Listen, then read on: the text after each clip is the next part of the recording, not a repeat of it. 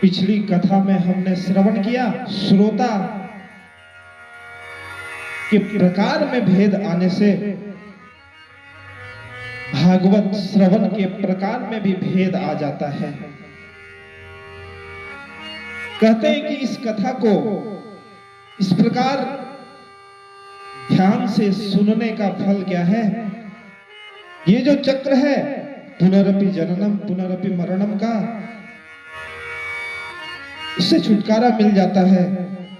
इसके बाद भागवत जी में इस बात का वर्णन किया गया कि भागवत कथा कब करानी चाहिए, भागवत कथा कराने की विधि क्या है, कौन सा समय उचित होता है, कौन सा स्थान उचित होता है, और भागवत कथा के वक्ता को इस प्रकार का होना चाहिए, उसमें कौन कौन से गुणों की अपेक्षा की जानी चाहिए। नारद जी ने सनत कुमारों से पूछा है कि हे सनत कुमारों, आप बताएं कि भागवत कथा के श्रवण की विधि क्या है, कौन से समय में भागवत कथा का श्रवण करना चाहिए। सनत कुमारों ने कहा है इसका उचित काल निर्धारित करना चाहिए, पंचांग देख करके एक शुभ मुहूर्त में कथा को प्रारंभ करना चाहिए। और यदि महीनों की बात करें, पौष महीने में भागवत की कथा को कराने का प्रावधान नहीं है। पौष माह में भागवत कथा कराना वर्जित है।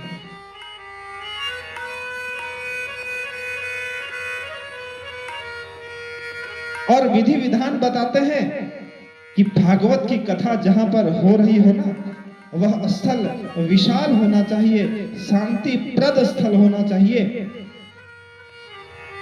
साफ और शुद्ध जगह होना चाहिए।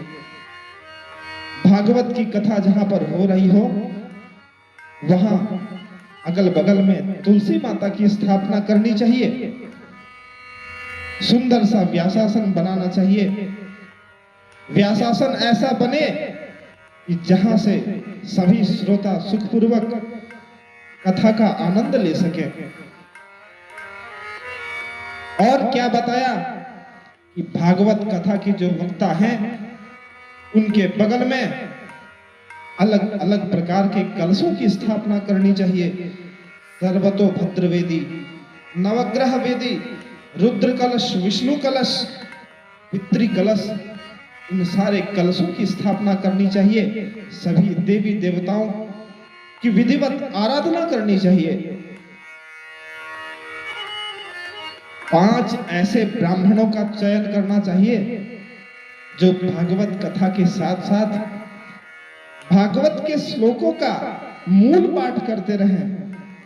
उसके अलावा गायत्री मंत्र, गणेश मंत्र, द्वादशाक्षर मंत्र, इन सारे मंत्रों का भी पाठ करते रहें। 5 ऐसे ब्राह्मणों का भी चयन करना चाहिए जो वक्ता को साथ दे सके, भजन कीर्तन में उसका संगत कर सके। ऐसे 5 ब्राह्मणों का भी चयन करना चाहिए और बड़े भाव से, भक्ति से इस भागवत कथा का गायन करना चाहिए। बड़ी तल्लीनता से भजन कीर्तन करना चाहिए। ऐसी विधि बताई है भागवत कथा के करने की। और कहा है कि जो भागवत का वक्ता हो वह सभी वेद वेदांगों का ज्ञाता हो, दृष्टांत देने में माहिर हो और एक कुशल वक्ता हो, वाक पटुता होनी चाहिए उसमें। और बताते हैं किसी प्रकार के कुसंग से या कुसंस्कृति से, कुसंस्कारों से मुक्त होना चाहिए। भागवत के आसन पर बैठ करके नशा करना या फिर पान सुपारी खाना जैसे मानो बहुत बड़ा अपराध है, अक्षम्य अपराध है, उनके लिए दंड का अलग से प्रावधान है। इसीलिए बताया कि भागवत के वक्ता को बहुत ही शुद्ध होना चाहिए, शुद्ध अंतःकरण का होना चाहिए, त्रिकाल संध्या वंदन करता हो, गायत्री का जाप करता हो, सभी प्रकार के जीवन में विधि विधानों का पालन करता हो, यज्ञोपवीत का को धारण करने वाला हो। इतना सब बताने के बाद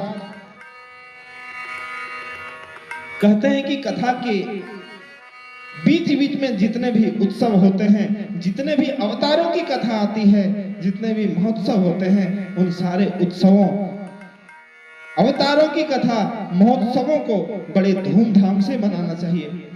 जब भागवत का आयोजन चल रहा हो तब श्रोताओं के लिए कौन कौन सी बातें ध्यान रखने योग्य हैं, बताते हैं कि श्रोता को यथोचित सुखासन में ही बैठना चाहिए, और यदि सुखासन में बैठ पाना संभव नहीं है तो वो कुर्सी में भी बैठ सकते हैं। बहुत सारी माताएं बहनें हैं, बहुत सारे बुजुर्ग होते हैं जो शारीरिक रूप से अक्षम हो जाते हैं, ऐसों के लिए कहा कि वे कुर्सी का भी प्रयोग कर सकते हैं। लेकिन यदि भगवान ने आपको सामर्थ्य दिया है कि आप आराम से सुखासन में बैठ करके भागवत कथा का श्रवण कर सके, तो बैठ करके ही कथा का श्रवण करना चाहिए। बहुत सारे लोगों की यह आदत होती है कि वे घुटने को मोड़ करके, हाथ फंसा करके बैठते हैं और बैठ करके कथा का श्रवण करते हैं। इसे हम लोग दरिद्रासन बोलते हैं। ऐसे पैर फंसा करके जो बैठते हैं ना, उनके घर की लक्ष्मी समाप्त हो जाती है, घर में दरिद्रता आ जाती है। तो इस प्रकार बैठने से हमें बचना चाहिए। कथा का जब श्रवण करें तो इस बात का ध्यान हो कि हम बड़े सुखपूर्वक शांति से बैठे। खान पान के बारे में पूछा है नारद जी ने, तो सनत कुमारों ने जवाब दिया, ऐसे तो नियम है कि भागवत कथा कहने वाला वक्ता घी पीकर भागवत की कथा कहे। लेकिन आज के समय में यदि कोई 2 दिन भी घी पी देना तो संभव है कि उसकी तबीयत ही बिगड़ जाए, उसका स्वास्थ्य खराब हो जाए। तो फिर नारद जी ने कहा, यदि ऐसा संभव नहीं हो कि घी पी करके कथा कह सके तो फलाहार कर सकते हैं। नारद जी ने कहा, यदि फलाहार संभव नहीं हो तो क्या किया जाए? सनत कुमार कहते हैं कि यदि फलाहार भी संभव नहीं हो तो एक समय में अन्न ग्रहण करे और दूसरे समय में फलाहार करे। नारद जी ने पूछा कि हे सनत कुमारों, यदि यह भी संभव नहीं है कि एक समय में कोई अन्न ग्रहण करे, दूसरे समय में फलाहार करे, तो फिर वक्ता को क्या करना चाहिए? महीना में तो 2 एकादशी ऐसे ही आता है पंडित जी, उसमें तो हम फलाहार रहते ही हैं। भागवत कथा के श्रवण में यदि हम फलाहार रहने लगे तो हमारे लिए यह बहुत ही कष्टकर हो जाएगा।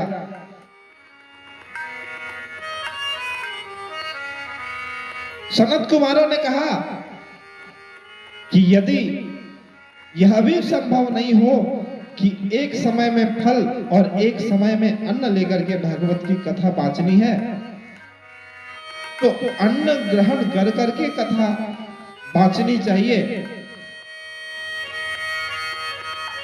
आप सभी ने डोंगरे जी महाराज का नाम सुना होगा। डोंगरे जी महाराज कथा के समय में दलिया का भक्षण करते थे, दूध और दलिया का भक्षण करते थे। कहने का तात्पर्य यह है कि इस प्रकार का भोजन रखना चाहिए जो सात्विक हो, और भोजन करने के उपरांत मन में आलस्य न आए, निद्रा न आए, किसी प्रकार का विक्षोभ न उठे, कथा को कहने में कोई समस्या न आए, इस प्रकार का भोजन करना चाहिए। और जब भागवत की कथा कही जा रही हो तो बड़े उन्मत्त होकर भजन और कीर्तन का आश्रय लेना चाहिए। जितने भी गाने बजाने के संसाधन हैं, जितने भी वाद्य यंत्र उपलब्ध हैं उनका प्रयोग करें और संगीतमय भजन कीर्तन का आश्रय लेकर के भागवत की कथा को बड़ी तल्लीनता से कहना चाहिए। शरद कुमार जब कथा कह रहे हैं नारद जी महाराज को, भक्ति महारानी को, साथ में ज्ञान और वैराग्य भी है।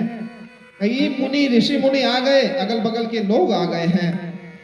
कथा में ऐसा दिव्य वर्णन किया, भजन कीर्तन किया है, तो साक्षात देवी देवता प्रकट होकर के भजन का आनंद ले रहे हैं।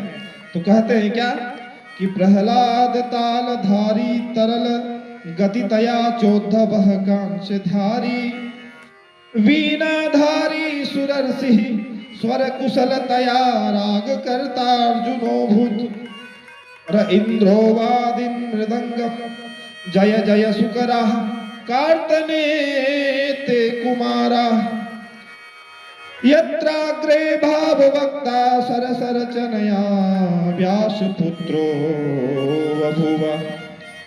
प्रहलाद जी ताली बजाने लगे, उद्धव जी कांसा बजा रहे हैं, देवराज इंद्र ने मृदंग बजाना प्रारंभ कर दिया, सनत कुमार जी जय जयकार की ध्वनि लगा रहे हैं।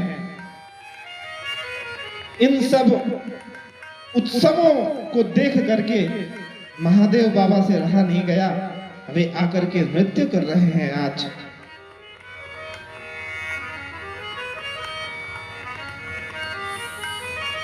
व्यासदेव जी महाराज के पुत्र सुखदेव जी जब इस प्रकार वर्णन कर रहे हैं, सनत कुमारों के द्वारा जो कथा कही जा रही है, बीच में प्रहलाद, उद्धव जी, प्रहलाद जी, देवराज इंद्र सब अपने अपने वाद्य यंत्रों के साथ भजन का आनंद ले रहे हैं। इसका वर्णन जब सुखदेव जी महाराज करते हैं तो वे भी भाव विभोर हो रहे हैं। और इतना सुंदर कीर्तन हुआ, इतना सुंदर कीर्तन हुआ कि आज साक्षात भगवान वहां प्रकट हो गए हैं। बोलिए भक्तवत्सल भगवान की।